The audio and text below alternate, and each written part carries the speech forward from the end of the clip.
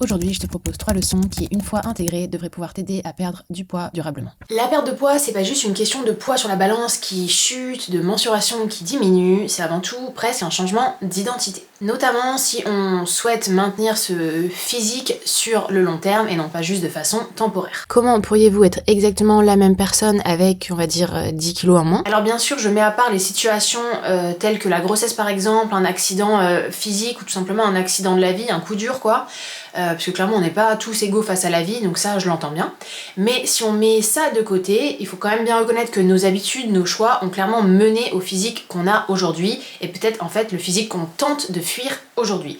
Donc il paraît évident à partir de ce postulat qu'on peut clairement pas maintenir ses habitudes si on souhaite changer notre santé, notre physique. Les deux sont pas compatibles. Votre truc, c'est un bol de chips à 18h devant une connerie à la télé. Bon bah, c'est vrai que sur le moment, ça paraît anodin, mais c'est la somme de ce genre d'habitudes qui conduisent à avoir un impact négatif sur la santé, le physique, et c'est évidemment valable pour tous les pans de la vie.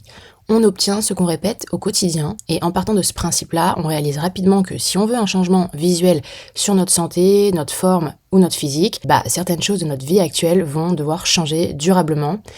Et ça, c'est vrai que ça peut être un sentiment inconfortable de le réaliser, puisque le changement, l'inconnu, de manière générale, c'est quelque chose qui fait peur. Mais clairement, si tu ressens cet inconfort, c'est dur, mais c'est plutôt bon signe car tu es sur la bonne voie, alors garde bien ça en tête. Si tu souhaites un changement, tu peux clairement pas garder le même fonctionnement. Ça fait le point avec ma deuxième leçon. Quand on traverse quelque chose de dur et d'inconfortable, qu'est-ce qu'on fait en général ? On cogite, on pense, on retourne le problème dans tous les sens dans notre tête, et ce qui se passe en général, c'est que ces pensées invasives finissent par nous déstabiliser complètement et nous éloigner de notre plan d'action, parce qu'on va toujours trouver un moyen de leur donner raison et de s'en servir comme excuse pour tout simplement arrêter. Ce qu'il faut, c'est clairement arrêter de s'attacher à nos pensées. En perte de gras, on va devoir s'armer de patience et il y aura toujours des jours plus faciles que d'autres. Les jours compliqués sont finalement surtout intenses, non pas parce qu'il se passe dans la réalité, mais surtout par rapport au pouvoir qu'on donne à nos pensées dans ces moments-là. Ce que je fais ne sert à rien, les gens autour de moi me disent pas que j'ai maigri, mes fringues me vont de la même manière, je me trouve toujours grosse, j'ai vraiment faim, je tiendrai jamais, j'ai aucune envie d'aller faire ma séance, blablabla. Je suis sûre que vous voyez tout à fait le genre de pensée auquel je fais référence. L'esprit est très très fort pour nous faire douter, il est très très fort pour nous faire trouver des excuses. Alors comment est-ce qu'on fait pour faire taire ces pensées ? Il existe différentes façons de penser à autre chose, de s'occuper l'esprit, mais c'est pas ça que je vais aborder ici. Ici, je voudrais surtout rappeler que ces pensées ne nous définissent pas. Elles définissent pas non plus qui on est, ni ce qui est en train de se passer réellement. Donc la solution, c'est de les interpréter comme des données, des infos, mais sans s'y attacher. J'ai faim, oui, ok, j'ai faim, mais je vais continuer de pousser. Je suis fatiguée, oui, je suis fatiguée, mais je dois aller marcher 15 000 pas, alors je vais y aller. Je trouve que mes fringues me vont de la même manière, oui, c'est possible. Et hop, on passe à autre chose sans s'y attarder. On arrête de ruminer en boucle et en boucle les mêmes pensées, parce qu'en fait, c'est là que ça va commencer à être la porte ouverte à l'abandon. Évidemment que c'est dur, évidemment qu'on a faim puisqu'on est en déficit calorique. Évidemment qu'on est fatigué puisqu'on a augmenté notre activité journalière. Évidemment que nos vêtements nous vont plus ou moins à la même taille parce que la perte de gras, c'est tout simplement lent. Non seulement c'est lent, mais en plus c'est ennuyeux parce qu'on doit répéter encore et encore et encore et encore le même processus, les mêmes petites choses tous les jours pour espérer voir un changement, le tout en s'abstenant obligatoirement de donner raison à nos pensées. Et donc ça m'amène à mon dernier point, faire confiance au processus. D'ailleurs, sache que mon offre de coaching est désormais disponible. J'accompagne les femmes aussi bien d'un point de vue nutritionnel que d'un point de vue musculation. Il s'agit d'un programme entièrement personnalisé.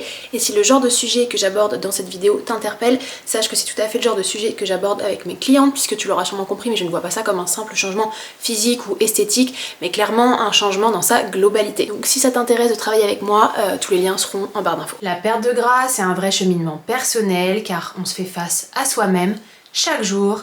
Chaque jour, on doit batailler contre un adversaire qui n'est personne d'autre que nous-mêmes. Et on doit le faire, on doit y aller, on doit foncer en se fiant uniquement à notre plan et tout simplement faire confiance. Parce que finalement, on n'a pas vraiment d'idée de ce à quoi on va ressembler à la fin, on n'a pas non plus d'idée du timing réel, parce qu'à tout moment, on peut perdre 5 kilos, l'objectif qu'on s'était visé, et finalement, les 5 kilos en moins, on ressemble pas du tout à la vision qu'on avait de nous-mêmes avec ces 5 kilos en moins. Donc finalement, peut-être que ça va prendre 2 mois de plus, peut-être que ça va être 3 kilos de plus.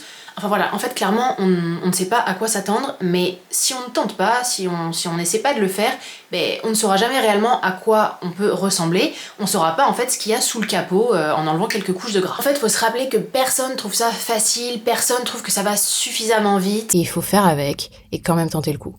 Rappelez-vous aussi que les journées difficiles, elles durent pas, sauf si on les utilise comme excuse pour tout envoyer péter, et là, le cercle vicieux se reproduira encore et encore. Finalement, ce sont ces fameux jours où on résiste à nos propres démons, à nos pensées négatives, qu'on crée cette résilience et qu'on renforce notre contrôle sur nous-mêmes. Ces journées, qu'on déteste clairement en traverser, nous permettent en fait une forme d'évolution personnelle et d'évolution dans notre façon de réagir. Parce que finalement, c'est la seule chose qu'on peut vraiment contrôler. En bref, acceptez le changement, armez-vous de patience, restez rigoureux et surtout, ayez confiance. Parmi ces 3 leçons, laquelle vient de mettre un mot sur quelque chose que vous traversiez et que vous n'arriviez pas forcément à comprendre jusqu'à présent? Dites-le moi en commentaire et abonnez-vous pour plus de conseils.